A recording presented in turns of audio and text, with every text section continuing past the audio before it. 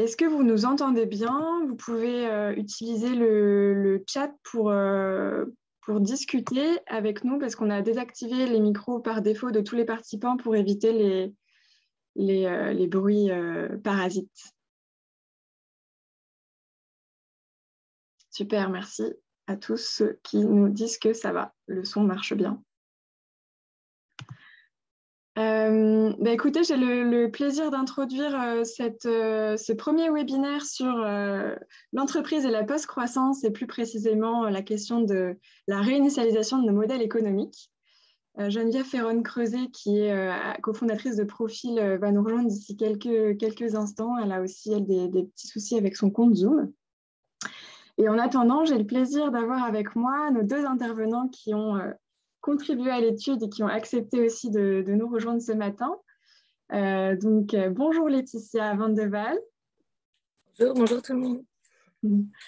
Laetitia qui est la fondatrice de l'Amazona et qui va nous parler un peu plus de son expérience d'entrepreneur et de sa vision de qu'est-ce qu'un modèle économique soutenable en lien avec la post-croissance. Et puis Christophe Sempels, qui a été notre partenaire académique, un de nos partenaires académiques pour l'étude. Bonjour Christophe. Bonjour Clara, bonjour à toutes et à tous.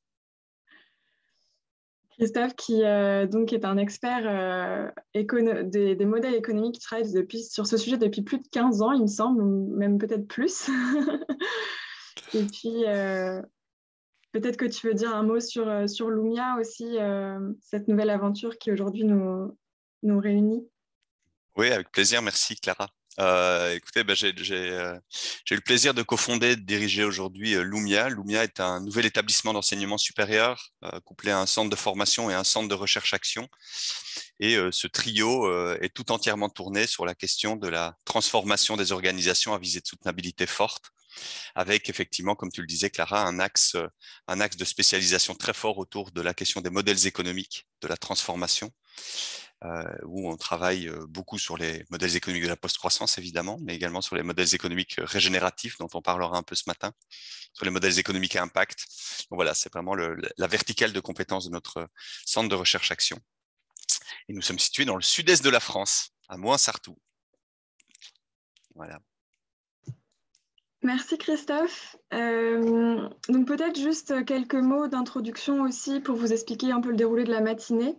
Donc dans un premier temps, on voulait revenir rapidement sur quelques définitions clés parce que on ne sait pas si vous avez tous toutes et toutes lu notre étude, assisté peut-être à la conférence de lancement des Bernardins qu'on avait organisée en novembre. Donc on voulait reposer quelques définitions pour être sûr qu'on parle tous qu'on a tous en tête les mêmes concepts quand on parle de post-croissance, quand on parle de ses implications à l'échelle de l'entreprise, notamment en termes de modèle économique. Et puis ensuite, on laissera place aux échanges avec Laetitia et Christophe pour à peu près 45 minutes. Et on voulait vraiment laisser à la fin de la séance une bonne trentaine de minutes pour vraiment des échanges de questions-réponses avec vous. Parce que c'est aussi un retour que vous nous aviez fait suite à la conférence des Bernardins qui était très dense, qu'il y avait besoin aussi d'éclaircir certaines interrogations, d'échanger davantage sur le sujet. Donc, vous pouvez dans tous les cas poser vos questions tout au long de nos échanges dans le chat. Et dans tous les cas, il y aura un moment dédié pour y répondre et puis pour échanger davantage. On me souffle dans l'oreillette que Geneviève est arrivée. Alors Geneviève, je te laisse dire un mot d'accueil. J'ai un petit peu expliqué le déroulé de la matinée, présenté rapidement Laetitia et Christophe. Donc, si tu veux introduire… Oui, très vite. Oui, merci beaucoup à Laetitia et Christophe d'être là. Nous sommes ravis de vous accueillir pour rentrer plus en profondeur dans cette étude que Clara a présentée. Et je me contenterai d'être vraiment présente, de vous écouter, de poser peut-être 2-3 questions, et puis j'aurai le mot de la fin si tu veux bien, comme ça je ne voudrais pas prendre trop de temps, parce que je sais que la frustration avait été très forte au Bernardin et qu'il y a beaucoup de questions. Donc je préfère laisser du temps au débat. Je ne sais pas si tu l'as dit, mais il y aura 2 autres webinaires à suivre qui vont approfondir les sujets de la gouvernance et de l'évaluation extra-FI. Voilà, donc je fais un peu de retard pour la suite. Je vous laisse. Merci beaucoup d'être là. Merci Geneviève.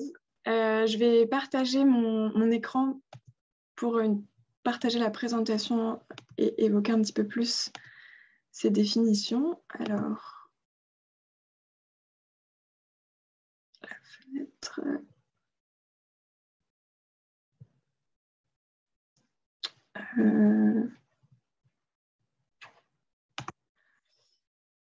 Une seconde, voilà, elle est là. Hop.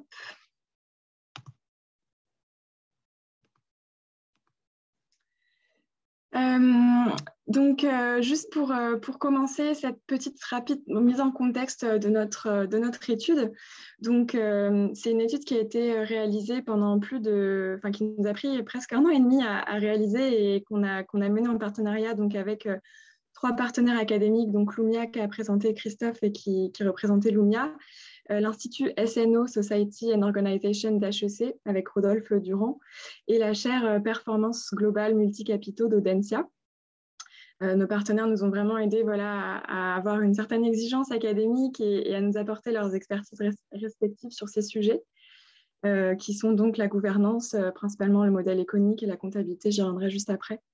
Et on a eu aussi la chance d'être soutenus par des partenaires très investis, donc AFIR Family Office, qui est un family office engagé, la Compagnie nationale des commissaires aux comptes, qui s'interroge beaucoup sur l'avenir des professions comptables, l'entreprise à mission Norcis, qui est aussi très engagée et qui développe actuellement le modèle de permis entreprise, dont vous avez peut-être entendu parler si vous vous intéressez à ces sujets.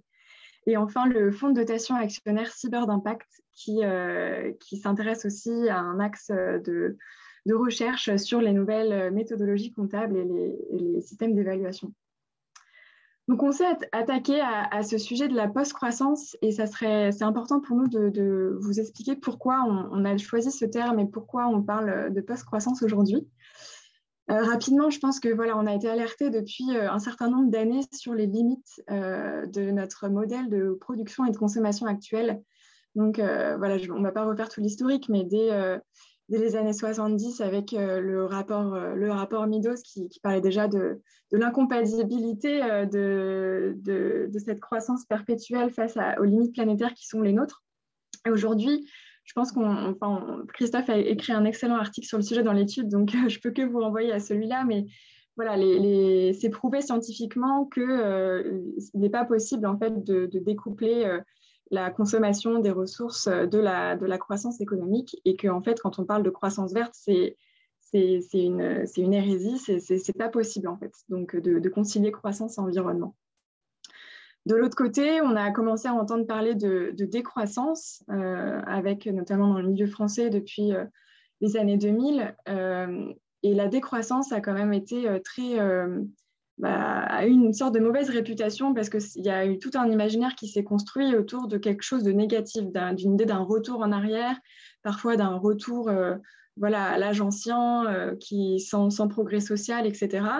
Donc, il y a beaucoup de penseurs de la décroissance qui promeuvent justement un projet de société d'une décroissance qui est volontaire, qui est choisie, qui permet en fait de faire croître aussi différentes choses. Mais c'est vrai que le terme décroissance est chargé et que dans les imaginaires aujourd'hui, vu la nécessité de changer de paradigme économique pour aller vers quelque chose qui dépasse en fait ce débat entre croissance et décroissance, nous on a choisi de se rattacher à ce concept-là, qui marque vraiment en fait une nécessité de devenir agnostique en matière de croissance et une nécessité de penser en fait l'après, c'est-à-dire quel monde, comment penser notamment l'économie et les entreprises quand on sort de cet objectif de poursuite de la croissance économique illimitée et que ça devient finalement un indicateur parmi d'autres et pas forcément un objectif en soi. Donc, c'est tout un courant académique aussi auquel on se rattache avec des auteurs comme Tim Jackson, Kate Raworth, dont on va parler juste après, et d'autres Français comme Dominique Méda, Timothée Paric aussi parle de décroissance mais de post-croissance. Et donc, c'est vraiment cette idée en fait de réencastrer l'économie dans un espace qui est écologiquement sûr et socialement juste. Donc, ce terme d'espace sûr et juste, je pense que vous allez peut-être le réentendre dans la conversation qu'on va avoir. Et il nous vient en fait de ce concept d'économie du donut qui a été apporté par Kate Raworth, qui est aujourd'hui malheureusement caduque parce que on a dépassé en janvier une autre limite planétaire, donc qui n'apparaît pas là sur le schéma que j'ai mis sur la présentation. Mais c'est l'idée en fait que, donc je ne sais pas si vous connaissez l'économie du donut, mais rapidement, c'est vraiment matérialisé par ce beignet, où en fait l'idée c'est qu'il y a un plafond écologique qu'on ne devrait pas dépasser en tant que société pour rester finalement dans les limites planétaires et rester dans un espace qui est donc écologiquement sûr pour nous, mais aussi pour les générations futures. Donc c'est vraiment un plafond auquel notre survie en fait est aussi mise en danger. Et il y a le cercle inférieur du donut qui est donc ce plancher social qui correspond aux besoins fondamentaux sociaux universels qui peuvent s'appliquer différemment en fonction des contextes géographiques, mais en tout cas qui devraient être respectés pour assurer à tout le monde des conditions de vie dignes et partagées. Donc ça, c'est vraiment un concept qui a beaucoup guidé nos travaux et qui est largement repris aujourd'hui par même des différents types d'organisations. On essaie de l'appliquer à l'échelle des entreprises, à l'échelle des gouvernements, des collectivités locales. Et donc, c'est vraiment quelque chose qui est assez simple parce que c'est métaphorique et ça s'applique d'une manière large. Donc, notre définition de la post-croissance en entreprise, parce que c'était vraiment le point de vue de l'étude que d'apporter, en fait, de faire redescendre cette réflexion qui était très riche au niveau macro. C'est pas nouveau de remettre en question l'économie de croissance, mais il y a finalement très peu de travaux qui ont essayé de l'appliquer, en fait, de la penser à l'échelle de l'entreprise et de s'interroger sur comment l'entreprise pourrait s'inscrire dans ce cadre-là et quelles seraient les transformations nécessaires. Donc pour nous, la définition globale sur laquelle qu'on a essayé de proposer dans l'étude reprend vraiment cette notion de donut, puisque pour nous, une entreprise s'engage sur la voie de la post-croissance lorsqu'elle a pour ambition du coup de rendre ses activités pleinement soutenables sur le plan environnemental, donc respecter notamment les limites planétaires. Sur le plan social, c'est donc apporter une réponse à un besoin social fondamental. Et sur le plan économique, qui est notamment le sujet dont on va plus discuter aujourd'hui, puisque l'idée, c'est aussi d'avoir une pérennité économique, mais qui s'inscrit plus sur un concept de rentabilité que de croissance en soi. Donc, pour rentrer un peu plus dans ces implications en fait, à l'échelle de l'entreprise, que vous pourrez relire plus en détail dans notre étude, on a consacré pas mal de place à ce développement-là, mais là, je fais un résumé. Donc, le premier point important, c'est notamment de rechercher une forme d'indépendance, notamment capitalistique. On a beaucoup réfléchi au fait que c'est vrai que c'est compliqué de mettre en place cette perspective, cette ambition, si on a des investisseurs ou des actionnaires qui ne sont pas du tout drivés par cette recherche de post-croissance, mais plutôt de croissance économique et de maximisation du profit. Donc ça c'est déjà un paramètre important dont on reparlera d'ailleurs dans notre prochain webinaire sur la gouvernance. Et ça permet en fait cette forme d'indépendance de redéfinir sa mission et son ambition à l'aune de ce paradigme de post-croissance. On peut avoir une raison d'être, un secteur d'activité, mais l'idée c'est que quand on s'engage dans la voie de la post-croissance, c'est qu'on a vraiment pour idéal de s'inscrire dans cette forme de triple soutenabilité et de mettre tous les moyens en œuvre en fait pour répondre à ces objectifs. Ce qui implique deux choses. D'une part, c'est nécessairement de fixer des limites à la croissance et de fixer aussi des limites dans le cadre de son périmètre d'activité. Ça, c'est vraiment une notion sur laquelle on a envie d'insister parce qu'aujourd'hui, on a prôné le développement tout azimut et pour nous, comme c'est pas possible de réconcilier croissance, le paradigme de la croissance verte et du découplage ne tient pas la route vu l'urgence de la transition. C'est important en fait de se fixer des limites et de réfléchir jusqu'à quel point en fait on a besoin de croître et jusqu'à quel point en fait le surplus de croissance, on va dire, une fois qu'on a acquis une taille d'entreprise qui nous permet d'avoir une rentabilité et d'assurer l'activité économique, jusqu'où on a besoin d'aller et jusqu'où le développement supplémentaire pourrait causer du tort en fait en termes notamment d'extraction des ressources et ou de soutenabilité sociale par rapport à la façon dont les activités sont menées. Donc, on reparlera, je pense, de cette notion dans la discussion qu'on va avoir. Et se fixer des limites implique aussi, du coup, de faire des renoncements. Il va falloir renoncer notamment à des activités qui ne sont plus soutenables. Et en fait, cette idée de renoncement, on la voit souvent très négative dans notre société française, mais en fait, c'est un formidable terrain aussi de liberté pour innover, pour faire croître d'autres activités qui sont plus bénéfiques pour la société. Donc, c'est vraiment dans cette notion de post-croissance, on ne parle pas que de décroissance, de renoncement, de limites, sinon ça serait quand même un peu morose et je pense que personne n'aurait envie d'y aller. Mais c'est aussi l'idée de s'ouvrir des nouveaux terrains de création de valeur qui sont repensés. Et donc, cette notion de valeur dont on va pas mal reparler dans la discussion, c'est quand on parle de valeur, on ne parle pas seulement donc, de valeur d'échange et de valeur monétaire ou financière. Il s'agit vraiment de penser à qu'est-ce que la valeur aujourd'hui, comment elle s'inscrit notamment dans le domaine social et environnemental, et comment, au-delà en fait, du périmètre propre de l'entreprise, quand on pense à l'ensemble justement de la chaîne de valeur ou de l'écosystème, comment on repense son partage, comment on l'évalue aussi, parce que si on crée de la valeur différemment, il faut mettre en place des nouveaux modèles de comptabilité et d'évaluation. Et donc, ça nous permet de montrer un peu cette approche, juste pour terminer, vraiment interdépendante que vous retrouverez dans l'étude, parce que là, aujourd'hui, on parle de modèle économique, mais bien sûr, en fait, pour impulser des changements en termes de modèle économique, il faut forcément que la gouvernance soit alignée sur ses objectifs. Et si on crée de la valeur différemment, il faut repenser son système d'évaluation et de comptabilité. Donc, nous, c'est vraiment les 3 portes d'entrée qu'on a décidé de creuser dans cette étude, et donc qui doivent être pensées de manière interdépendante. Et donc, vous retrouverez davantage d'informations aussi sur ces 2 autres sujets dans l'étude et dans nos 2 prochains webinaires qu'on va aborder. Voilà, je m'arrête là pour cette partie de remise en contexte. J'espère que pour vous, c'est clair de ce qu'on entend par post-croissance et de ses différentes implications. De toute façon, l'objet de la discussion est de l'approfondir.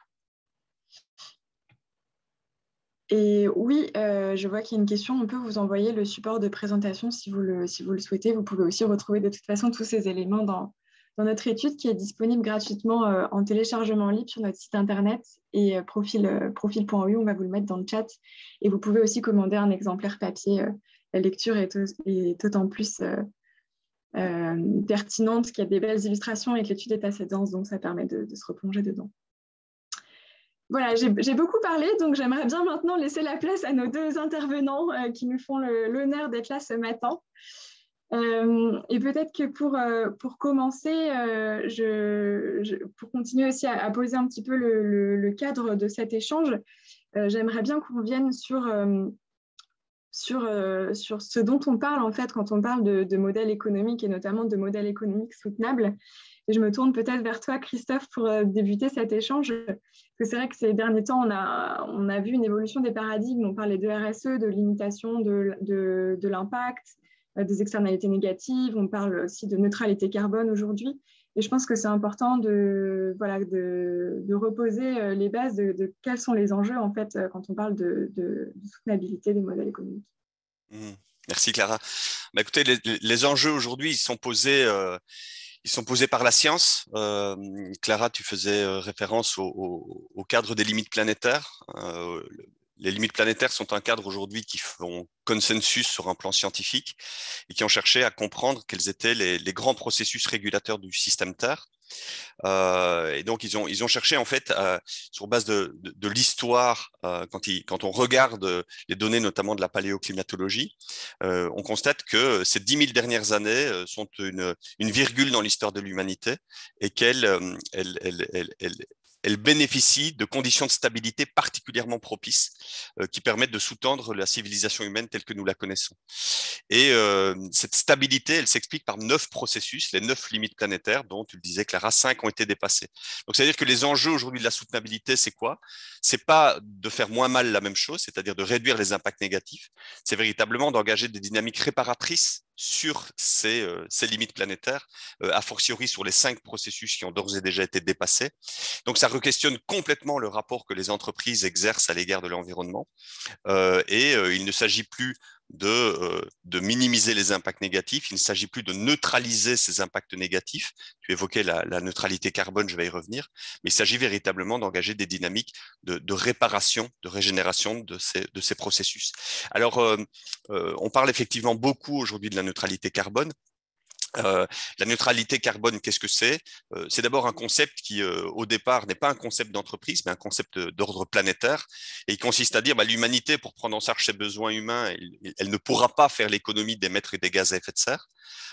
Mais les gaz à effet de serre qu'elle émet, elle va devoir intégralement les séquestrer via le financement et la mise en œuvre de puits anthropiques de carbone. Des puits anthropiques de carbone, c'est quoi? C'est simplement des puits de carbone qui vont être gérés par l'homme et qui vont être initiés par l'homme et qui vont permettre de séquestrer ce carbone.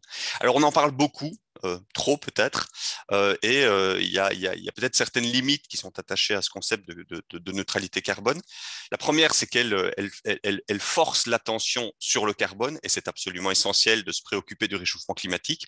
Mais à côté du réchauffement climatique, il y a 4 autres limites qui sont dépassées, dont une qui est particulièrement préoccupante, qui est celle de l'effondrement de la biodiversité. Or, la biodiversité, la toile du vivant, c'est ce qui garantit l'ensemble des fonctions écologiques desquelles nous bénéficions, l'une d'entre elles étant la séquestration du carbone. Donc ça veut dire que si on laisse le vivant s'effondrer à la vitesse où il est en train de s'effondrer, eh bien, non seulement toute cette toile du vivant qui porte l'ensemble du monde tel que nous le connaissons va s'effriter, mais une d'elles étant la séquestration carbone, forcément, nous allons affaiblir la capacité de nos écosystèmes à séquestrer ce carbone. Ça, c'est une première limite. Donc, elle nous force à regarder le carbone sans avoir une vision systémique d'ensemble. Or, aujourd'hui, repenser l'organisation, repenser ces modèles économiques nous oblige à adopter cette vision systémique. Le deuxième élément, c'est qu'il peut laisser penser que quand on dit il faut financer des puits anthropiques de carbone à la hauteur du carbone que l'on émet, il peut, pour une entreprise, laisser suggérer qu'il suffirait que l'entreprise se contente de compenser l'intégralité des émissions qu'elle émet pour être carboneutre. Ce n'est pas du tout la philosophie de la neutralité carbone, puisque aujourd'hui, des capacités de séquestration carbone, il n'y en a pas assez au regard des émissions globales qui sont émises à l'échelle de la planète. Donc ça veut dire quoi? Ça veut dire que la neutralité carbone, elle nous impose préalablement une réduction des émissions à leur seuil incompressible. Et ça, c'est une vraie problématique parce qu'aujourd'hui, il est impossible de réduire les émissions de gaz à effet de serre à leur seuil incompressible dans les modèles économiques classiques. C'est une forme d'impensé. La marche est tellement haute, le besoin de réduction de gaz à effet de serre étant tellement significatif que la quasi-totalité des modèles économiques d'entreprise sont inadaptés pour atteindre cet élément. Et puis, dernier élément, il y a une étude qui vient de sortir, là, elle est toute fraîche, du New Climate Institute, et qui met en évidence que parmi les 25 plus grandes entreprises qui ont affiché des objectifs de neutralité carbone à horizon 2040 ou 2050, quand on regarde véritablement la nature de leurs engagements, en fait, on se rend compte qu'à cette échéance, elles auront effectivement réduit leurs émissions d'environ 40%. On est donc très, très loin des allégations et des promesses de neutralité carbone. Pour vous donner une indication, ces 25 entreprises pèsent à elles seules environ 5% des émissions de gaz à effet de serre mondiales. Donc, vous voyez que c'est un concept qui est un peu piégeux et qu'il va falloir probablement mieux encadrer et en tout cas dépasser pour aborder les autres grands processus. Merci Christophe, c'est très clair. Je me tourne vers toi, Laetitia, parce que tu as toujours été une chef d'entreprise très engagée. Et je pense que ce que tu as créé avec l'Amazona est vraiment très inspirant. En tout cas, nous, dans le cadre des entretiens qu'on a pu mener ensemble dans l'étude, ça nous a vraiment marqué sur la façon dont tu as pensé cette cohérence du modèle dans sa globalité. Et peut-être que ça serait intéressant du coup pour nos auditeurs que tu reviennes un peu sur l'évolution du modèle d'entreprise de l'Amazona, parce que d'une marque de produits zéro déchet, vegan, bio, made in France, pour la salle de bain, vous avez aujourd'hui, vous vous projetez dans quelque chose de beaucoup plus grand qui dépasse finalement le périmètre propre de la vente simplement de produits voilà, qui sont utiles notamment pour nous tous. Et ce serait intéressant peut-être que tu nous partages aussi cette vision en tant que chef d'entreprise de comment ces enjeux de soutenabilité sont venus questionner peut-être votre modèle. Merci Clara.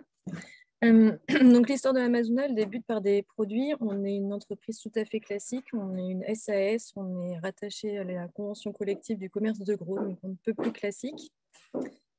Et donc sur les premiers produits, je me suis posé beaucoup de questions. Je faisais des lingettes démaquillantes écologiques, mais par réflexe, je les mettais dans un sachet en plastique, puisqu'on mettait tout dans du plastique, c'était il y a 12 ans. Et j'ai fini par comprendre que quelqu'un était en train de fabriquer des plastiques quelque part dans le monde à cause de mon idée écologique.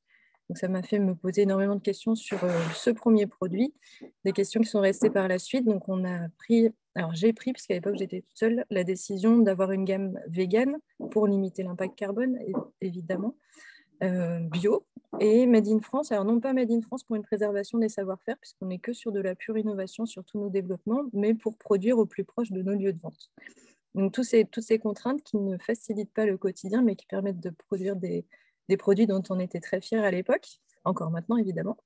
Donc ça c'est en 2010 et en 2015 on accueille la COP21 en France et là on a une vraie prise de conscience dans notre pays du végétarisme, du problème du plastique dans les océans et du coup l'Amazona explose sur les marchés puisqu'enfin la marque est comprise pour ce qu'elle est, une solution à un problème et non pas un shampoing solide bizarroïde qu'on offre à sa sœur à Noël.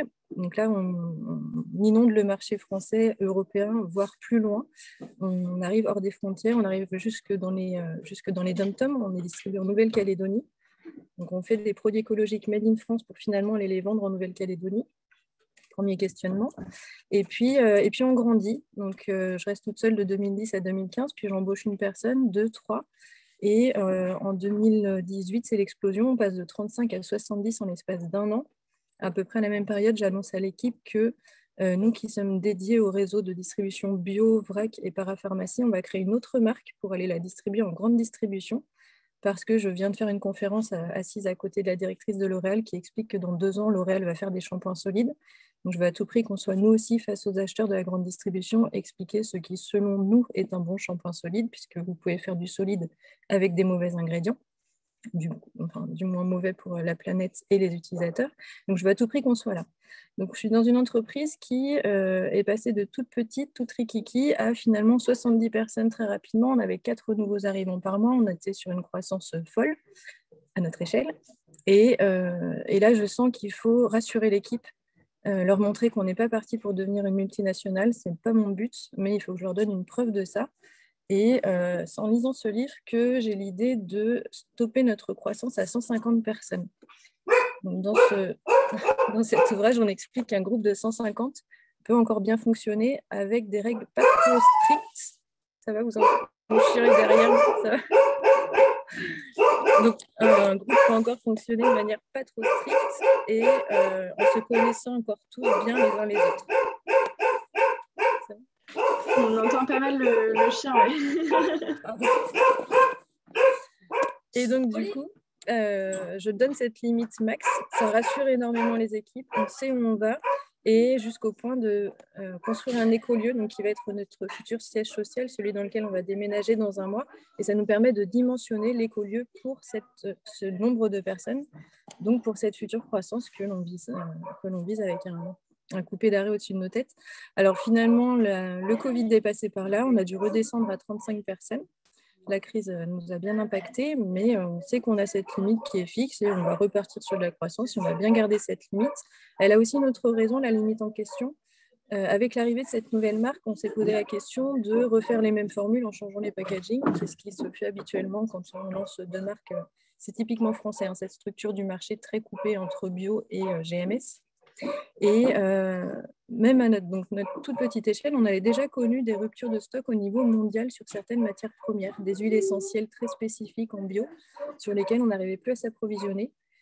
Et donc là, je me suis dit que si on ne voulait pas recréer le souci de l'huile de palme, qui finalement est un très bon ingrédient, le seul problème, c'est que tout le monde l'utilise, eh bien, il fallait que nous aussi, on diversifie nos ingrédients, donc nos approvisionnements, pour ne pas impacter trop fortement une production ou une autre. Donc voilà à peu près le dessin global et ce vers quoi nous cheminons en ce moment. Merci Laetitia.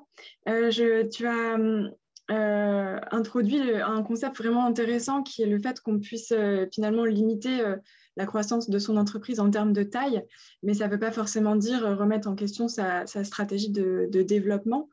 Et c'est une question en fait à laquelle on a beaucoup réfléchi entre comment décorréler finalement croissance et rentabilité dans un modèle économique et comment refonder aussi une stratégie de développement qui soit finalement peut-être plus axée sur des objectifs qualitatifs. Et ça rejoint la question de quelle valeur on a envie d'apporter dans quel domaine. Et donc justement, est-ce que tu pourrais peut-être nous expliquer un petit peu comment cette stratégie de développement aujourd'hui, elle s'inscrit chez l'Amazonas sans penser en termes de croissance d'une taille d'entreprise ou d'exportation à l'international, comme tu le disais justement. Sur le plan économique, du coup, comment est-ce qu'on travaille? Donc, le fait d'avoir des distributeurs étrangers de plus en plus lointains nous a fait évidemment nous poser beaucoup de questions. Juste avant la crise, on les a tous appelés en leur disant « Écoutez, si une initiative locale émerge, que vous voulez arrêter de distribuer nos produits pour plutôt distribuer les marques locales, surtout n'hésitez pas, on fera fi des contrats qui nous relient, il n'y aura aucun souci.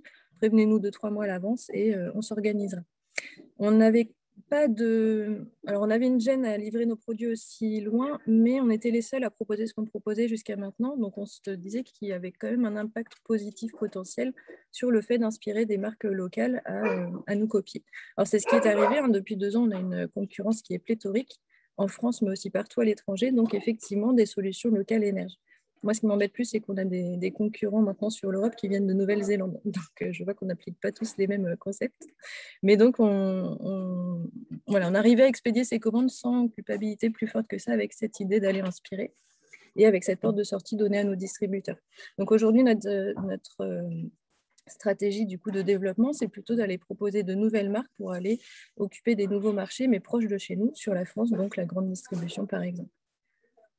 Comme ça, on va pouvoir continuer à produire en France pour livrer en France et sur les frontières proches. Et il y a aussi du coup une dimension parce que le marché, quand on avait discuté, Laetitia, tu nous avais expliqué que justement le marché de la grande distribution se mettait à vous copier, à copier les marques engagées comme ça. Et il me semble qu'il y a aussi une notion finalement d'avoir une volonté d'impact fort sur les pratiques de consommation finalement des citoyens français, entre autres. Et que ça fait aussi partie finalement d'un objectif qualitatif dans votre stratégie de développement qui vous amène à aller vers cette nouvelle marque notamment et ce nouveau marché qu'au départ vous refusiez d'investir. Oui, j'ai raccroché au nez plusieurs fois des responsables de GMS en leur disant que non, c'était la bio, la première, c'était elle qu'il fallait mettre en avant. Mais on a des consommateurs qui vont en GMS, donc il faut qu'on leur propose des solutions à eux aussi, qu'on continue à expliquer ce qu'est le zéro déchet, le zéro plastique, puisque quand on vit dans notre monde un petit peu fermé, on a l'impression que c'est une évidence pour tout le monde. Et en réouvrant les portes, on réalise que non, il y a encore des gens qui ne trient pas leurs poubelles. Donc, il faut qu'on aille réexpliquer ce qu'on a fait depuis longtemps pour le réseau bio, où on partait de zéro là aussi. On a réussi à embarquer des gens dans cette nouvelle mouvance, donc il faut qu'on aille faire pareil en GMS. Là, on va pouvoir rencontrer de nouvelles personnes. Donc, finalement, là aussi, ce frein qu'on peut avoir psychologiquement sur la grande distribution, ces grands rayons de supermarché débordants de produits, finalement, il y a quelque chose à faire là aussi, en allant apprendre, inculquer des nouveaux concepts. Je ne sais pas si, Christophe, toi, tu en as vu beaucoup des entrepreneurs comme ça qui assument de se fixer des limites. Et on en a beaucoup discuté parce que c'est vraiment en fait pas facile aujourd'hui quand on prône le développement tout azimut et que finalement le succès entrepreneurial, il est aussi fondé sur cette réussite de combien de milliers d'euros on lève et de combien de résultats on réalise à la fin de l'année et quel pourcentage de croissance on a. Et ça interroge en fait aussi, au-delà de la culture, mais finalement la dynamique de performance des modèles économiques. Est-ce que toi qui as beaucoup travaillé justement sur ces sujets de dynamique de performance et de comment construire un modèle économique soutenable, Est-ce que tu pourrais un peu nous éclairer aussi sur la façon dont on repense, par exemple, cette notion de concurrence, cette notion de chaîne de valeur, ces différents points des modèles économiques classiques qu'on aborde d'abord dans une logique de volume, alors que là, dans une dynamique de post-croissance, il s'agit de le repenser autrement. Absolument, c'est une vaste question. Je vais essayer de la traiter séquentiellement et de manière pas trop longue. D'abord, effectivement, tu mets le doigt, Clara, sur un point absolument essentiel dans la réinterrogation d'un modèle économique.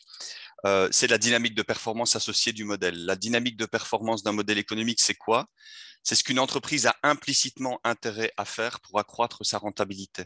Je vous donne un exemple. Si vous vendez des lave-linges, vous avez un intérêt intrinsèque à en vendre le plus possible et vous n'avez pas un intérêt intrinsèque à ce que ces lave-linges durent le plus longtemps possible, puisque c'est essentiellement le marché de remplacement qui va tirer la demande dont vous avez besoin pour développer votre entreprise. Donc, ça veut dire que quand on regarde aussi basiquement que ça, ce que vous avez implicitement intérêt à faire au regard de votre modèle économique, on se rend compte que la prise en charge des enjeux environnementaux, elle est compliquée, sauf à porter des valeurs extrêmement fortes et avoir le courage et l'audace de les incarner. Et malheureusement, c'est trop rare.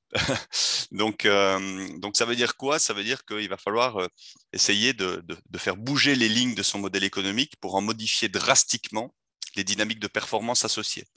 Alors, il y a pléthore de voies possibles. Il y a des voies servicielles, par exemple. Si je vous dis, je ne vais plus vendre mon lave-linge, je vais le rendre disponible moyennant une facturation à l'usage, et donc je vais par exemple demander un loyer fixe par machine quand je vais le louer. Qu'est-ce que ça fait bouger dans la dynamique de performance? Vous avez toujours intérêt à mettre autant de lave-linge que possible sur le marché, mais cette fois, vous avez un intérêt économique à ce qu'ils durent le plus longtemps possible, puisque tant qu'ils sont dans le marché et en usage, ils produisent du revenu. Donc, on voit que ça a fait bouger la dynamique de performance.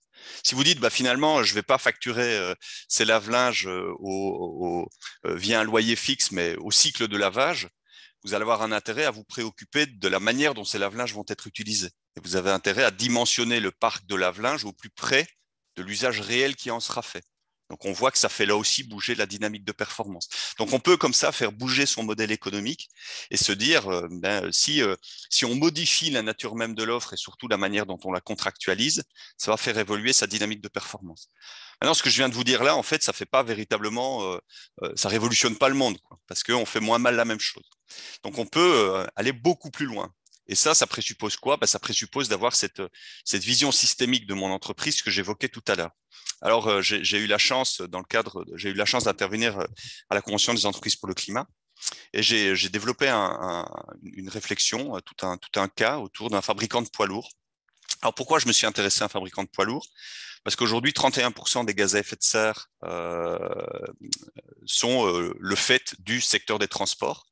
Et si les camions pèsent pour 5% des kilomètres, ils représentent 22% des émissions de gaz à effet de serre du secteur. Donc, on voit qu'ils sont peu en unité, mais ils pèsent beaucoup en gaz à effet de serre. Le deuxième élément, c'est qu'aujourd'hui, on a une pression extrêmement forte sur l'extension du réseau routier. Il a augmenté de près de 13% en l'espace de 20 ans, ce qui contribue à l'artificialisation des sols, qui est une autre des limites dépassées, qui contribue à la fragmentation des habitats. Ça, c'est la première cause d'extinction de la biodiversité. Donc, ça veut dire que quand on regarde un peu tous ces chiffres et quand on sait que sur la même période, la circulation de poids lourds a augmenté de 56%, eh bien, en fait, on se dit la seule question qui vaille aujourd'hui, c'est la question de la réduction du nombre de camions sur la route. C'est la réduction de la circulation associée. Alors, bien évidemment, quand vous vous fixez comme objectif de réduire le nombre de camions sur la route et la circulation qu'ils parcourent et que votre modèle économique, c'est de vendre des camions, vous vous tirez une balle dans le pied et vous criez à l'hérésie en disant « mais il est fou cet homme-là ». Et donc, c'est impensable, en fait. C'est juste impensable. Et donc, comment on rend cet impensable pensable ?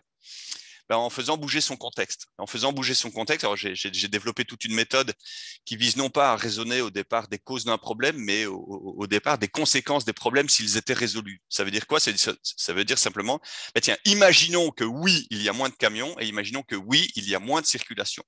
Qu'est-ce que ça générerait comme impact positif pour la société, pour l'environnement? Et ça, c'est foisonnant parce qu'il y a plein de choses.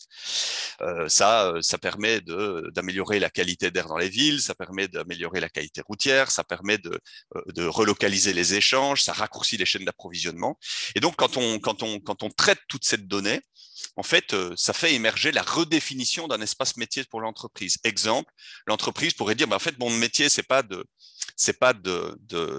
vendre des camions. Mon métier, c'est de favoriser le raccourcissement des chaînes d'approvisionnement dans une quête d'impact vertueux et à visée d'amélioration de la résilience nationale. Et quand vous définissez votre métier comme ça, vous dites, le camion finalement n'est qu'un moyen au service de toute une série d'autres moyens pour pouvoir raccourcir les chaînes d'approvisionnement.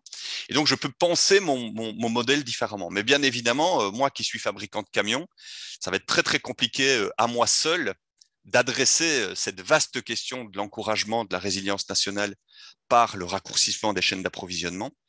Et je vais devoir engager des coopérations. Je vais devoir monter ce qu'on appelle un écosystème coopératif d'acteurs. Et c'est collectivement que nous allons pouvoir essayer de mettre en œuvre ces services. Comment ? Par exemple, en prenant constat que 25% des camions aujourd'hui roulent à vide. Ils roulent à vide, ça veut dire quoi ? Ça veut dire qu'aujourd'hui, ils détruisent de la valeur économique, puisque rouler à vide, ça coûte de l'argent, ça ne rapporte rien. Et ils entretiennent cette folie environnementale du toujours plus. Et donc, ça veut dire que collectivement, on va essayer de trouver des solutions pour réduire, par exemple, ces 25 km à vide. Et il y a plein de choses à faire. Et puis, on va essayer d'intégrer les impacts dans son modèle économique. Je vous donne un exemple. Aujourd'hui, l'État français dépense, l'État et les collectivités territoriales dépensent 15 milliards d'euros par an pour l'entretien du réseau routier. Il y a des études, et ce montant, il est considéré comme étant insuffisant pour résoudre le problème, pour entretenir correctement le réseau. Une étude canadienne a montré que chaque kilomètre parcouru par un camion coûte 0,44 $ par kilomètre parcouru en termes de dégradation des routes. Un camion, aujourd'hui, détruit la route à hauteur de 10 000 voitures. Donc, un camion qui fait 1 kilomètre, c'est comme si on avait une voiture qui en faisait 10 000 en termes d'impact sur la route. Donc, ça veut dire quoi ? Ça veut dire que si on imagine un contrat de la puissance publique vers mon écosystème coopératif qui dit, à chaque fois que vous allez être capable de me démontrer que vous ne ferez pas 1 kilomètre, je vais vous payer 0,25 € du kilomètre qui ne sera pas fait. Ça veut dire quoi ? Ça veut dire qu'aujourd'hui, les camions font environ 35 milliards de kilomètres en France. Imaginons qu'on arrive juste à réduire les 25% de roulage à vide. 25% de roulage à vide, ça fait quelques milliards de kilomètres. Et imaginons que tous ces kilomètres soient rémunérés par la puissance publique 0,25 €. Ça apporte plus de 2 milliards d'euros à notre écosystème coopératif et ça fait économiser à l'État 1,5 milliard. Pourquoi ? Parce qu'aujourd'hui, ça lui coûte 0,40 € par kilomètre parcouru par un camion. Donc, ça veut dire qu'il a un intérêt aujourd'hui à rémunérer à 0,25 un kilomètre qui n'est pas fait, plutôt qu'à payer à 0,40 les dégâts du kilomètre qui sont faits. Et là, je ne regarde que la route. Je ne traite pas de la question de la biodiversité, je ne traite pas de la question du carbone, je ne traite pas tous les autres sujets. Donc, ça veut dire quoi ? Ça veut dire que là, on modifie complètement les dynamiques de performance en créant des modèles économiques qui, par définition, assument la décroissance des flux. Et là, on est véritablement sur des modèles qu'on peut qualifier de post-croissants, parce qu'on change totalement les logiques intrinsèques des modèles économiques. Donc, si j'essaie de me résumer, la dynamique de performance, elle nous verrouille aujourd'hui dans des trajectoires totalement incompatibles avec la dynamique de post-croissance telle que Clara l'a posée. Et donc, ça veut dire qu'il faut casser de manière assez radicale la logique de ces modèles, en ayant le courage de poser des questions qui semblent totalement contre-intuitives, voire impossibles à poser, mais qui forcent en fait la créativité à amener des réponses radicalement nouvelles en termes de reconfiguration de modèles éco. Voilà, j'espère que c'était clair et je te rends le micro pour pas trop monopoliser. C'était clair et je pense que de toute façon, les participants pourront poser des questions s'il y a besoin d'éclaircir certains points. Peut-être, Laetitia, tu veux réagir à ce que dit Christophe et en dire peut-être un peu plus sur ce projet d'écolieu que vous menez chez l'Amazona, parce que moi, j'ai le sentiment que ça amène aussi à porter plus loin votre modèle économique et comme je disais en introduction, de développer aussi d'autres sources de revenus au-delà de simplement la vente de vos produits, parce qu'il y a tout un écosystème qui se crée dans cet écolieu. Oui, alors c'est vraiment rigolo. Il y a Yann qui demandait si nos produits étaient disponibles à Mairie de Montreuil. Eh bien, il faut savoir qu'il y a 3 ans et demi, nous étions nous-mêmes basés à Mairie de Montreuil, donc juste à côté de Paris, avec toute l'équipe. Et on a déménagé dans la Drôme, donc on était 14 dans l'équipe, on est 11 à avoir déménagé. Et on a déménagé ici en pleine campagne parce que j'ai eu une envie, c'était de remplacer les tickets restaurants par un jardin en permaculture. Parce qu'autant j'arrivais à maîtriser les déchets produits par nos fournisseurs, produits par nous-mêmes en interne, on allait à Mairie de Montreuil chez Naturalia récupérer des cartons pour expédier nos colis. Donc ça, on savait bien le faire. Mais par contre, les tickets restaurants finissaient bien souvent au kebab ou au McDo juste derrière la mairie et les poubelles de la cuisine se remplissaient. Donc du coup, une partie du temps de travail finissait dans les poubelles de la cuisine avec zéro solution. Donc j'ai eu cette envie.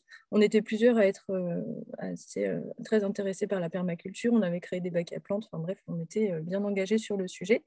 Donc du coup, on est parti avec des camions de déménagement en commun pour toute l'équipe, avec mon chien d'un côté, le fameux, et le lapin d'une salariée de l'autre. Et c'est parti, on déménage au pied du Vercors.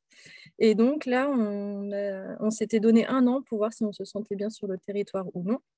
La réponse a été oui. Du coup, directement, j'ai pu enclencher l'achat d'un terrain et la construction du fameux écolieu. Alors, pourquoi écolieu? Puisque finalement, c'est un siège social d'entreprise. Mais l'idée, c'est de l'ouvrir au grand public. On est très sur le partage d'expériences, sur le partage d'idées. On avait une boutique à Paris dans laquelle on a fait énormément d'ateliers gratuits toujours pour expliquer aux gens comment coudre un sac à vrac. C'est des petites choses, mais finalement, 1 + 1 + 1, ça amène quand même quelque chose dans le quotidien et dans les changements d'habitude. Donc, on met vraiment beaucoup d'énergie sur tous ces ateliers. Donc, cet écolieu s'est dessiné avec un jardin permaculture, avec le siège social à côté, et puis avec un restaurant d'entreprise, avec l'idée que le jardin permaculture alimente le restaurant d'entreprise pour alimenter les salariés. On ne pourrait pas faire plus local, on sera en bio. Et l'idée, c'est surtout que ce modèle économique soit viable, qu'il ne soit pas sous perfusion de l'Amazonas, sinon ça veut dire que ça ne fonctionne pas. Et le jour où on arrive à montrer ça, on sort les bilans des 3 sociétés, enfin, en tout cas du restaurant et de la permaculture, et le coût pour l'entreprise de l'Amazonas. Aujourd'hui, on dépense 5 € pour un ticket restaurant. Apparemment, on pourrait faire des déjeuners d'entreprise à 5-6 € par personne, donc ça ne coûterait pas plus cher pour l'entreprise. Au pire, 1 € par déjeuner pour le salarié. Et normalement, d'après mes calculs, ça doit permettre de financer la permaculture. Alors ça, c'est sous réserve que nous remontions à au moins 70 ou 80 personnes dans l'entreprise. À 35, on est un peu trop peu pour que ça fonctionne. Sinon, on peut inviter les entreprises du coin, mais on est sur une petite zone artisanale avec 3 maçons et une scierie. Donc, on est vraiment tout petit. On n'est pas au cœur de Paris où on pourrait essaimer plus facilement, ou du moins accueillir plus de personnes sur le temps du déjeuner. Donc, il faut que le modèle économique soit viable, tourne. Et à ce moment-là, on pourra aller voir L'Oréal et leur dire, bah, tiens, vous avez fait des shampoings solides, maintenant passez à la vitesse supérieure. Vous voyez, il y a encore tout ça à faire.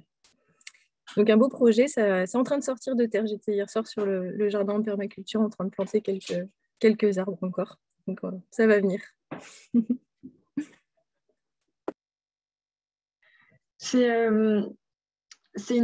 Ça rejoint en fait un sujet que je voulais, dont on voulait parler ensemble. C'est une question qui s'adresse à tous les deux, mais c'est vraiment cette notion en fait de valeur qui est au cœur en fait déjà de la définition du modèle économique, parce que le modèle économique, c'est effectivement tous ces processus de la création de valeur en passant par la façon dont tu la distribues, dans la façon dont on la monétise, dans la façon dont elle est appropriée par ses parties prenantes. Comment, en fait, aujourd'hui, on passe d'une valeur d'échange à plutôt une valeur d'usage, et comment, en fait, vous voyez cette évolution, en fait, d'un élargissement de cette notion de valeur, quand on pense donc pas que à la valeur économique qu'on partage avec ses parties prenantes directes, ses collaborateurs notamment, mais comment aussi on étend cette conception de valoriser et de rémunérer justement, et de rémunérer peut-être autrement les différentes parties qui participent, que ce soit directement ou indirectement, parce que plus largement dans le monde, ou la nature qui nous rend des services.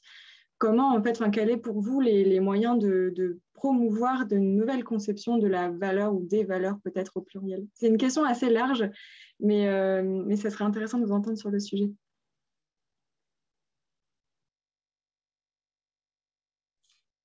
Ouais, je veux bien dire un mot là-dessus. Aujourd'hui, la valeur, elle est complètement résumée à la seule valeur économique. En tout cas, c'est celle qui drive le monde économique. Ça renvoie un peu à la question de est-ce qu'on peut accepter de se fixer des limites à l'échelle économique pour pouvoir promouvoir d'autres types de valeurs à développer au sein de l'entreprise. Les rendements à 15% par an sont sur le point d'appartenir au passé. C'est pas moi qui le dis, c'est Fabrice Bonifay. Fabrice Bonifay, c'est le directeur de développement durable de Bouygues. C'est le président du C3D, le collège des directeurs de développement durable. Donc, ça veut dire quoi? Ça veut dire qu'aujourd'hui, l'objectif de maximisation de la valeur économique, en fait, elle gagne à être remplacée par une estimation, enfin, une gestion du risque. Quand on est tout entièrement tourné vers la rentabilisation à court terme, on ne prépare absolument pas son modèle économique à ce qui vient. On ne prépare pas son modèle économique à ce qui vient. Pourquoi? Parce qu'en préparant son modèle économique à ce qui vient, eh bien, forcément, on va devoir accepter de mettre en œuvre des dynamiques de rentabilité raisonnables, on va devoir intégrer ces notions de limites. Et donc, ça veut dire qu'on est comme dans une sorte de fuite en avant. Qu'est-ce qui risque de se passer? En fait, ce qui risque de se passer, ce n'est pas une érosion des rentabilités, ce sont potentiellement des pans de valeur entiers qui vont chuter. Dans le cadre de l'étude, et ça fera l'objet d'un autre webinaire, comme tu l'as dit, il a été traité de la question de l'évaluation. Notamment par le prisme de la comptabilité. Et il a été question de la comptabilité en triple capital. La comptabilité en triple capital, c'est quoi? C'est l'intégration dans les comptes de résultats et les bilans des entreprises des coûts de maintien des écosystèmes et des coûts de maintien du capital social.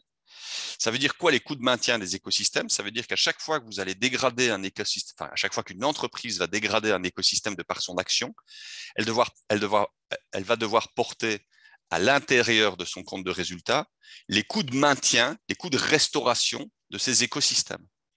Si demain ces modes de comptabilité se mettent en œuvre, 90% des entreprises explosent. Elles explosent littéralement parce qu'elles vont avoir à porter dans le cadre, elles vont se voir internaliser un ensemble d'impacts qui aujourd'hui sont externalisés de leur périmètre comptable. C'est pas une vue de l'esprit. L'Europe aujourd'hui est très très avancée sur ces sujets et on s'attend à ce que la Commission européenne fasse évoluer par exemple le cadre fiscal pour commencer à intégrer ces enjeux dans les 5-6 ans à venir. Donc ça veut dire quoi? Ça veut dire que si aujourd'hui on n'anticipe pas ces mouvements, on n'aura pas le temps de latence nécessaire pour faire bouger ces modèles économiques et ce sont des pans entiers de valeur qui vont s'effondrer.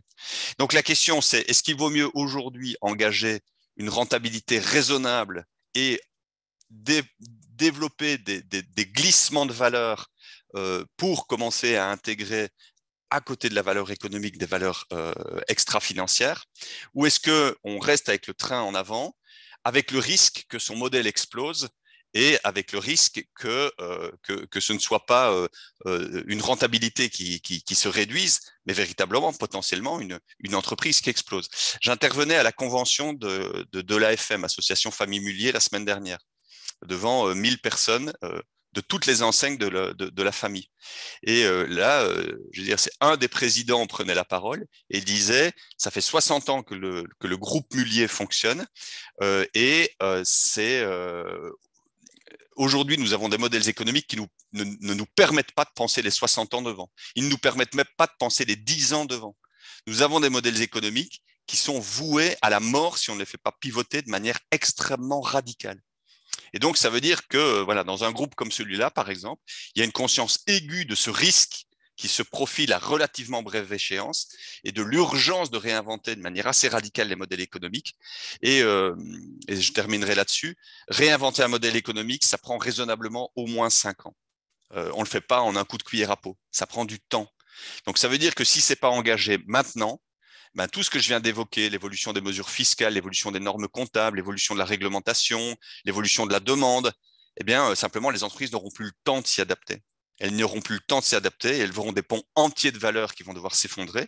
Tu parlais, Clara, des protocoles de renonciation. Elles auront à renoncer à certains actifs, elles auront à renoncer à certains produits parce qu'elles seront forcées de le faire. Et si elles ne s'y sont pas préparées, ce sont des pans entiers de valeurs qui vont disparaître.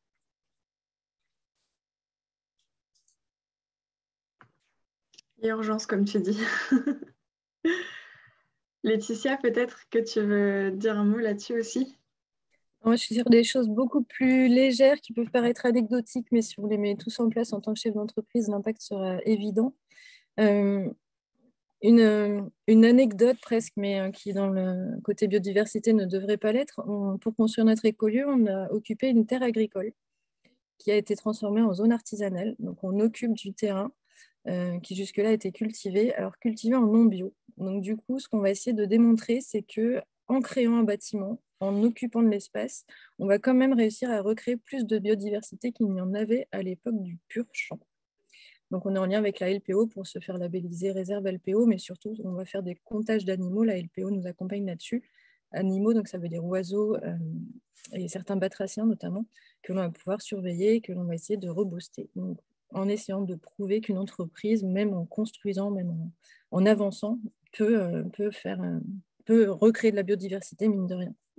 Et autre anecdote, et là, c'est là que moi j'adore la force du collectif en tant qu'entreprise. Quand on met en place des paniers bio achetés à la ferme d'à côté, ben, on arrive avec 30 paniers bio par semaine en valeur pour la petite ferme du coin. Elle s'appelle la ferme du coin en plus. Donc l'impact, il est immédiat. Dès lors que quelqu'un prend ça en main au sein d'une entreprise, l'impact est vraiment décuplé. Ce qui donne envie d'y croire. Si je peux me permettre de valoriser aussi une initiative intéressante que vous avez mise en place chez la Mazuna, c'est aussi de concevoir, quand on parle de partage de la valeur, notamment financière, c'est de l'étendre. Vous avez impulsé notamment des politiques de baisse de prix par souci aussi d'accessibilité. Et ça, c'est vraiment, je trouve, une mesure très intéressante en termes de comment aussi repenser plus justement le partage, là pour le coup, sur l'aspect monétaire, mais de repenser plus largement cette notion-là.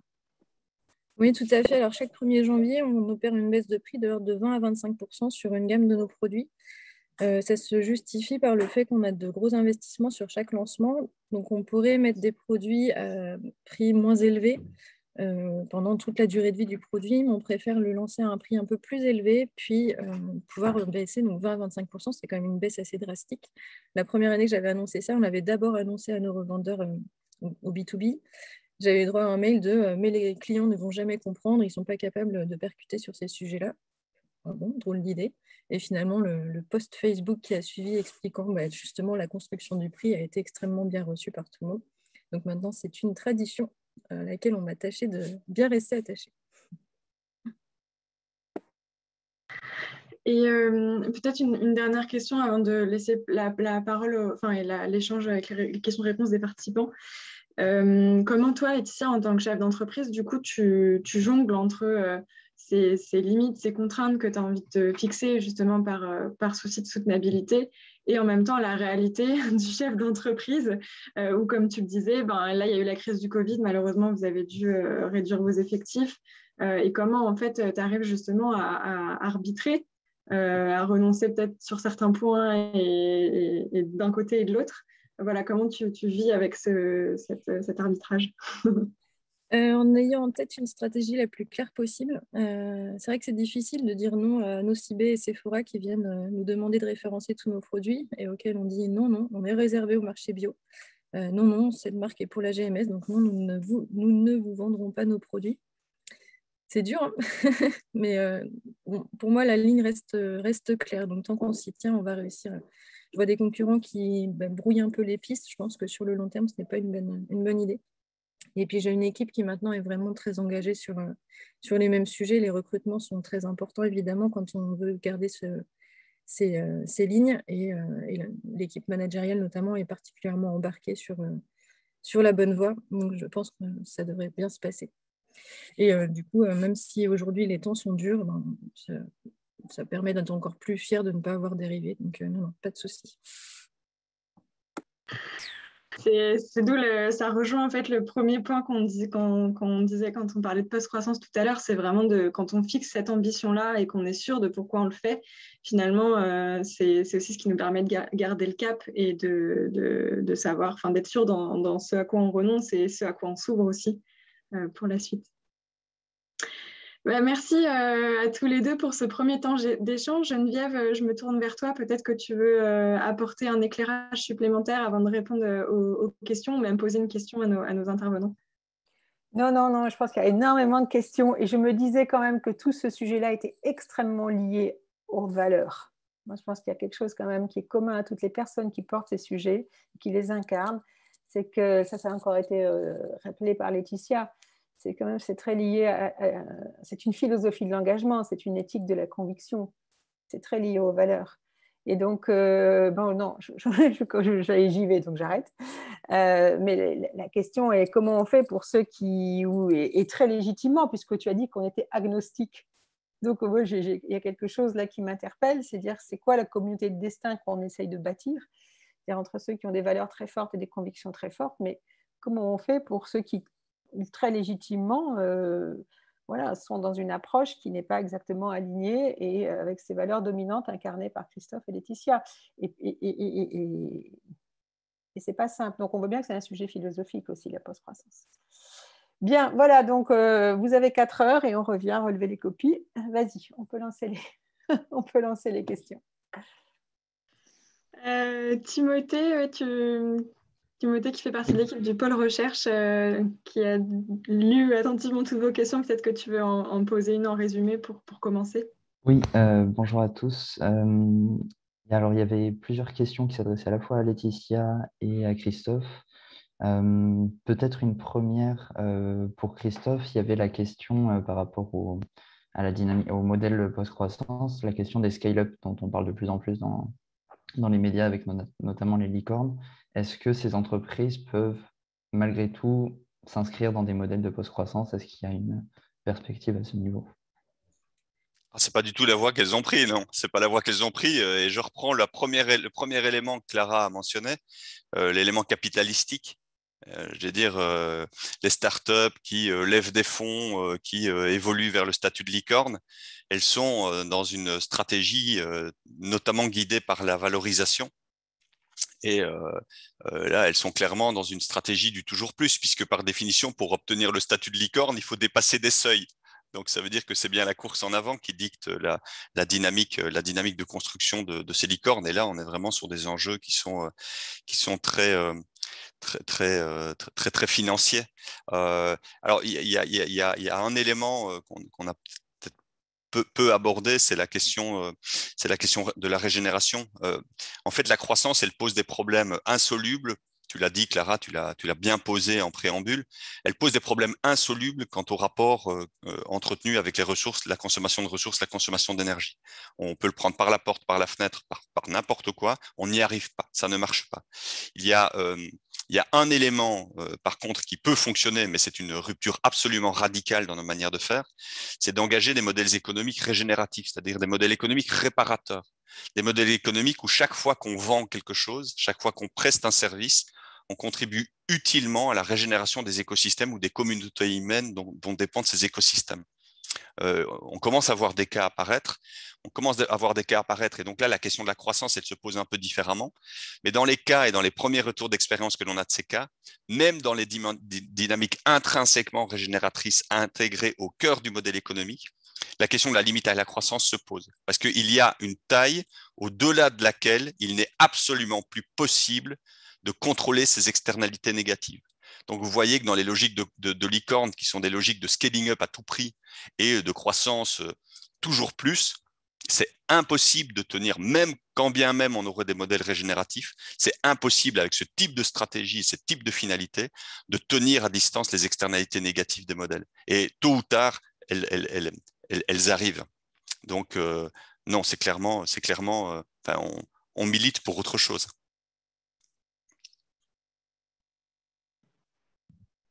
Laetitia, d'ailleurs, toi, tu as fait le choix d'une croissance 100% organique depuis le début de l'Amazona. Oui, je suis partie de 2 500 €. Je n'avais pas de découvert autorisé à la banque, pas d'emprunt. Et c'est en partant de cette petite somme qu'on a grandi. Alors, hors écolieu qu'il a fallu financer, mais sinon, c'est débrouillé tout seul. Ouais. Pas de fonds d'investissement. Vas-y, pardon. Oui, juste pour notre marque grande distribution, on reverse 10 centimes par produit à Surfrider Foundation pour nettoyer les océans. Donc, on propose de passer à une version de shampoing sans plastique et en plus, on va ramasser le plastique des autres dans les océans. Mais effectivement, ça a ses limites aussi. On a nous aussi notre production qui tourne pour réussir à fabriquer ce shampoing. Donc, on est conscient aussi de tous les impacts. Difficile hein, comme question, Christophe. Je vous renvoie aussi à un article intéressant de l'étude sur le Post-Growth Entrepreneurship, donc, qui est un modèle proposé par Mélanie Riebeck, qui a créé une entreprise de conseil en sécurité informatique aux Pays-Bas, et qui justement aborde directement cette question des startups et du scale-up. Elle a un positionnement vraiment clair aussi de dire que il ne faut pas d'extraction financière en fait, et que cette notion d'indépendance, elle est fondamentale.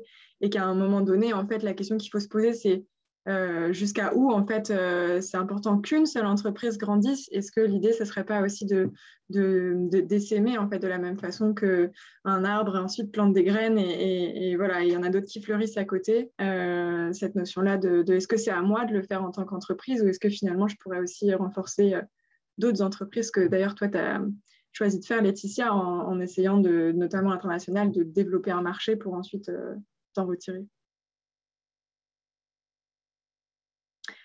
Je vous laisse, Timothée, peut-être que ou Christophe et Laetitia, si vous voyez des questions, passez directement dans le chat auquel vous voulez répondre. N'hésitez pas à vous lancer aussi. Justement, sur ce sujet, pour Laetitia, il y avait une question au début qui était portée sur la question de l'acculturation, alors notamment des entreprises de grande distribution et aussi d'autres entreprises, la question de faire émerger une filière autour de vous. Comment vous avez senti que vos choix étaient reçus par vos partenaires commerciaux et est-ce que vous avez senti que vous arriviez à engager une démarche d'acculturation, sentir des modifications dans les pratiques, notamment des acteurs de la grande distribution? Alors, les acteurs de la grande distribution, la discussion se fait autour du prix, de la marge et de la place en rayon. Donc, on est loin des parties prix éthiques. On est juste en réponse à une demande consommateur qu'ils sentent venir, à un besoin de rendre un peu plus green leur rayon. Donc, malheureusement, non, on n'a pas fait changer les shampoings de L'Oréal en version sans sulfate. Pour le moment, l'impact n'est pas là. Mais au moins, l'impact est là en termes de produits qui arrivent dans les rayons. Et on a une gamme de produits très large. Donc, L'Oréal, après avoir copié les shampoings, a copié les nettoyants visage. Et plus on aura d'offres et plus l'offre concurrentielle sera forte, plus ça prendra de place à la place des versions plastiques dans les rayons. Donc, au moins, si ce n'est les acheteurs, la concurrence nous suit, quoi. Donc, ça, c'est bien. On se rassure comme on peut. Je vois dans le chat qu'il y a une question intéressante de Dorothée. D'ailleurs, ça me permet de te saluer, Dorothée, bonjour, qui dit, par rapport à l'exemple que je donnais sur les modèles impact avec le camion, avec le financement des impacts au niveau routier, il disait, mais est-ce que finalement, toutes les externalités, on va pouvoir les payer? Qui va payer pour les gains de biodiversité? Qui va payer pour la non-fragmentation des milieux, pour la réduction de la pollution, pour les impacts santé, etc. Je pense que c'est une question absolument essentielle. On commence à voir effectivement projeter les modèles à impact. Et moi, ma crainte, c'est que ce soit le nouveau Tartuffe de la marchandisation croissante du tout. Et qu'on cherche à transformer l'intégralité des impacts en monnaie sonnante et trébuchante, et qu'on ait une lecture exclusivement financière des impacts. Moi, je milite d'ailleurs, et c'est vraiment, et ça me donne l'occasion de poser ce point, je milite pour dire que lorsque l'on crée des modèles économiques à impact, il faut absolument développer à la fois des dynamiques de monétisation de certains impacts et des dynamiques de non-monétisation d'autres impacts pour leur trouver des valeurs d'amplification. Je vous donne un exemple. Aujourd'hui, vous avez des modèles à impact qui sont déployés pour favoriser la livraison du dernier kilomètre par mode de livraison actif, exemple vélo cargo, par rapport à la livraison thermique. Donc, ça veut dire qu'il y a des différentiels de coûts aujourd'hui. Ça revient plus cher de livrer un colis par vélo cargo que par transport en camionnette.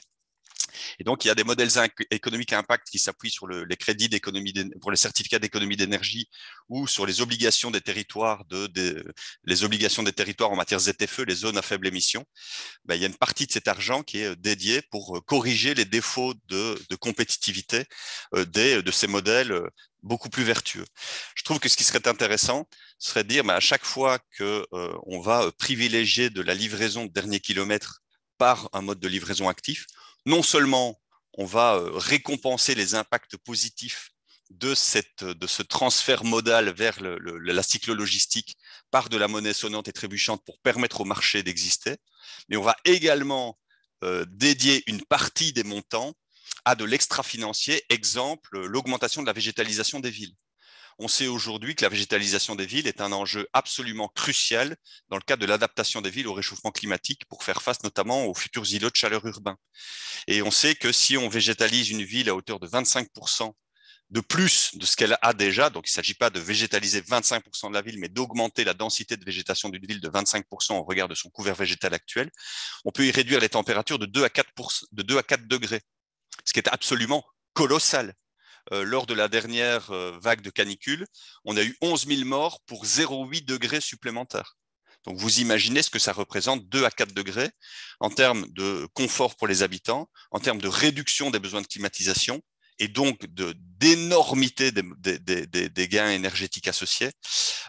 Et donc, ça veut dire que pour moi, derrière les modèles impact, il faut absolument développer une éthique de la valorisation de l'impact, à la fois sur le financier pour viabiliser des modèles et des trajectoires de transformation, mais aussi et surtout sur du non-financier et ne pas tomber dans le piège de la monétisation à outrance, parce que sinon on va tomber dans les mécanismes qu'on décrit dans le rapport, qui sont des mécanismes d'expansion propre aux logiques de croissance, c'est-à-dire qu'on cherche à faire rentrer dans le secteur marchand des choses qui aujourd'hui lui échappent, et ça s'appelle quoi? Ça s'appelle faire tourner la machine à croissance. Ça ne marche pas. Donc, il faut être très, très vigilant sur ce point, me semble-t-il, et c'est un point important à avoir à l'esprit. Il ne faut pas tout chercher à monétiser. Et il faut véritablement récompenser certains impacts par de l'extra-financier, mais par des actions notamment régénératrices, c'est-à-dire ici, quand je vous parle de la végétalisation des villes, je fais référence à des solutions d'adaptation fondées sur la nature.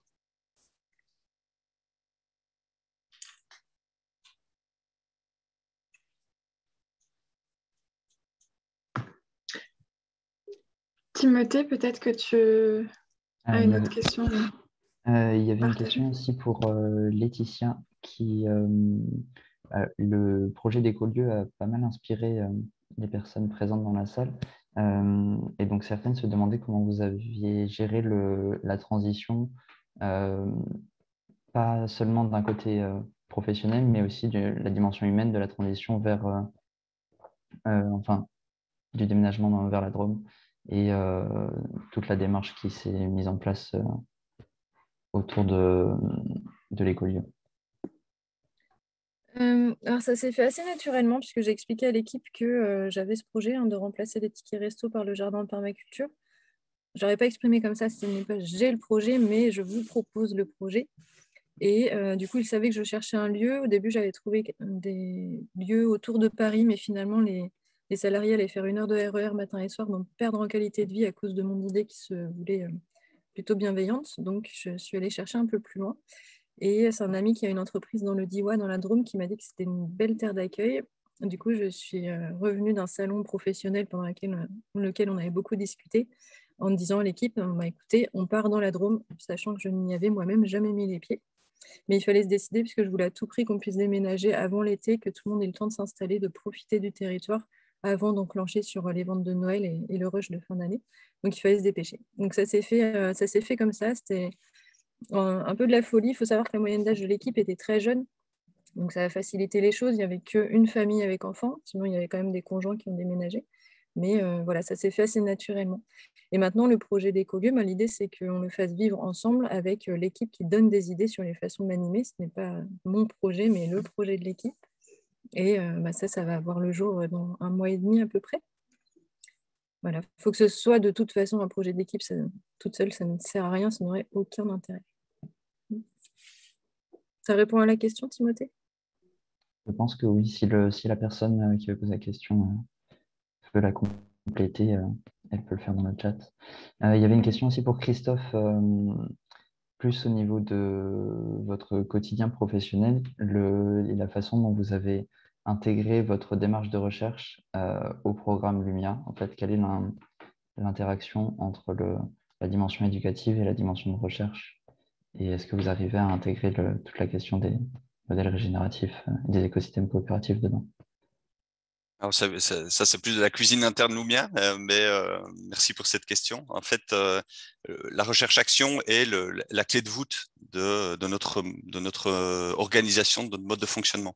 Alors déjà, la recherche-action, c'est quoi? C'est pas de la recherche hors sol, comme son nom l'indique, c'est de la recherche ancrée dans l'action. Ça veut dire quoi? Ça veut dire qu'on part toujours des problématiques réelles rencontrées par les entreprises, puisqu'on travaille essentiellement avec des entreprises, parfois également avec des territoires. On part de problématiques réelles, mais ce qui va distinguer une approche de recherche-action d'une approche de conseil, c'est que le conseil s'appuie sur des méthodologies éprouvées pour répondre aux problématiques qui lui sont posées. C'est-à-dire qu'en gros, j'ai une problématique, par exemple, stratégique, et j'ai un ensemble de méthodes qui ont d'ores et déjà fait leurs preuves pour traiter ce problème stratégique. Avec la recherche-action, on a une problématique sur laquelle il n'y a pas de méthode, ou une méthode un petit peu bancale. Et donc, ça veut dire que la résolution du problème est aussi l'occasion de construire la méthode. Et en point de sortie du projet, la résolution du problème et les solutions qui lui sont apportées coexistent à côté de la résolution, de la construction de la méthode et des outils qui sont aussi importantes dans le processus. Donc, ça veut dire quoi? Ça veut dire que nous avons beaucoup de problématiques d'entreprises qui nous sont remontées, avec lesquelles on travaille.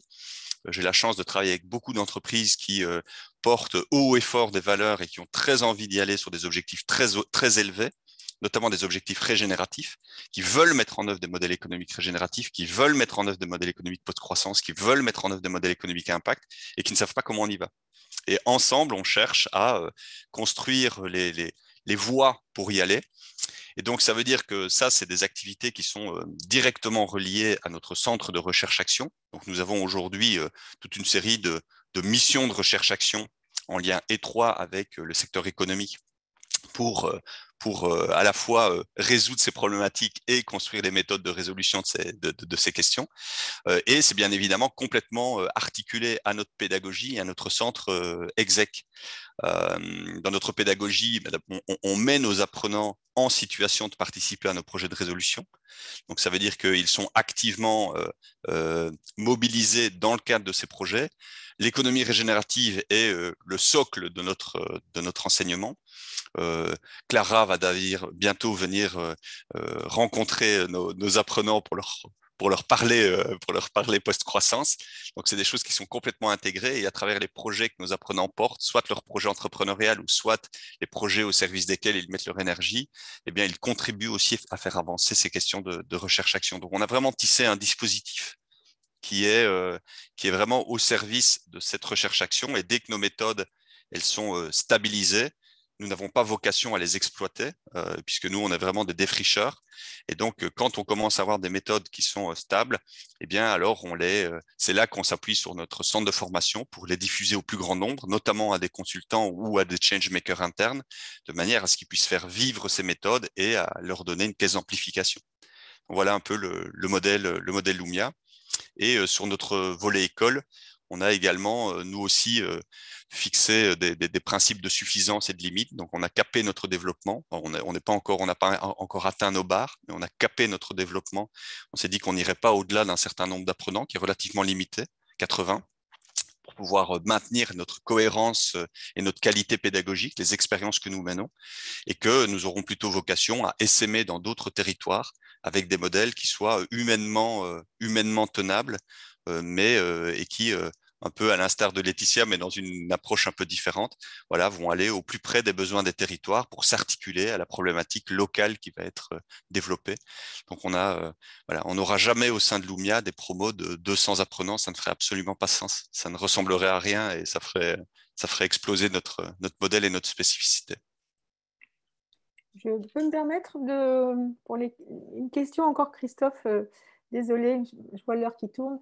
La question du leadership qui t'est posée, finalement, on voit bien, j'ai parlé des valeurs. Donc, c'est quoi les caractéristiques de leadership pour s'engager dans la post-croissance? Et derrière, la question revient se dire finalement, c'est des petites initiatives isolées qui inspirent et qui renforcent peut-être aussi les autres.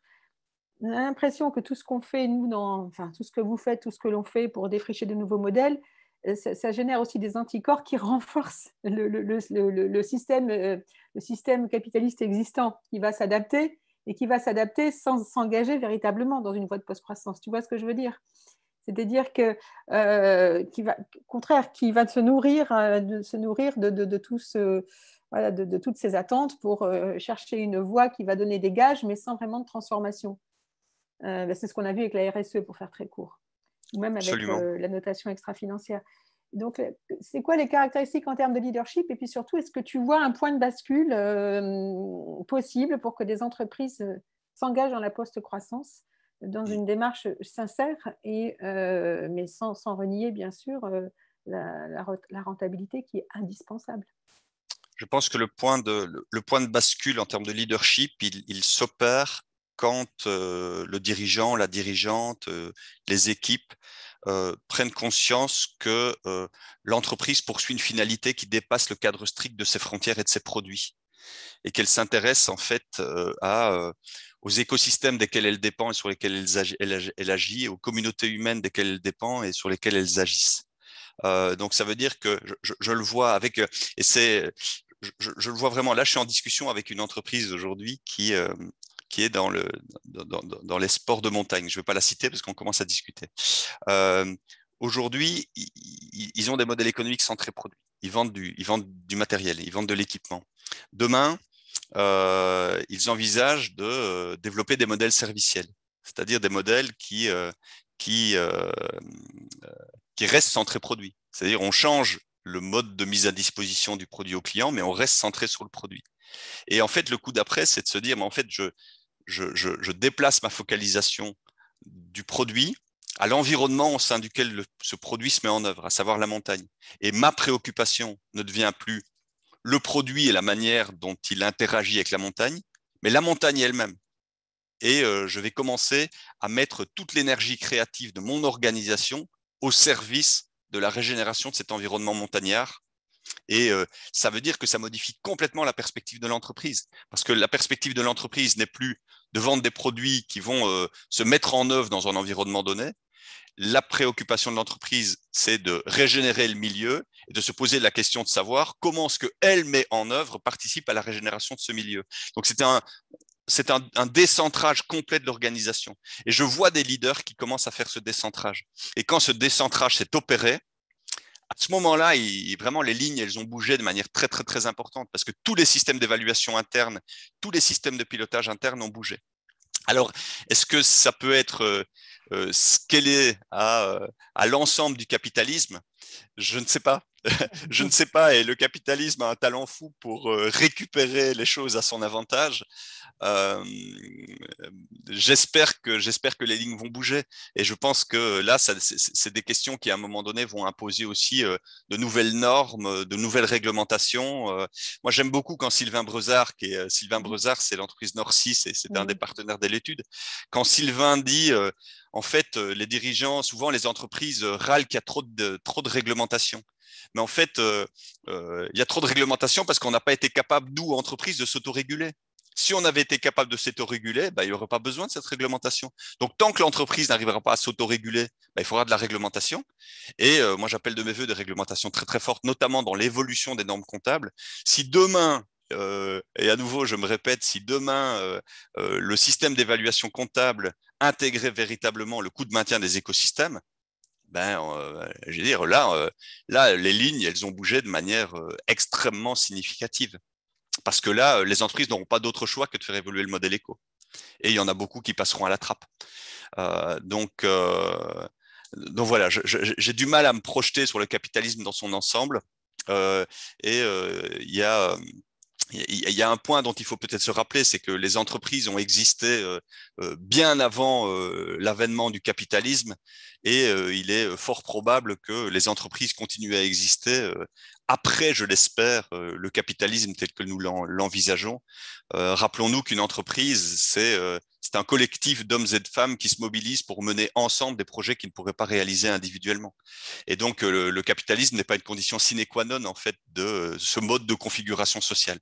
Donc, moi, j'appelle clairement de mes voeux à ce qu'il soit très largement dépassé, mais ça, c'est un autre sujet et un autre débat.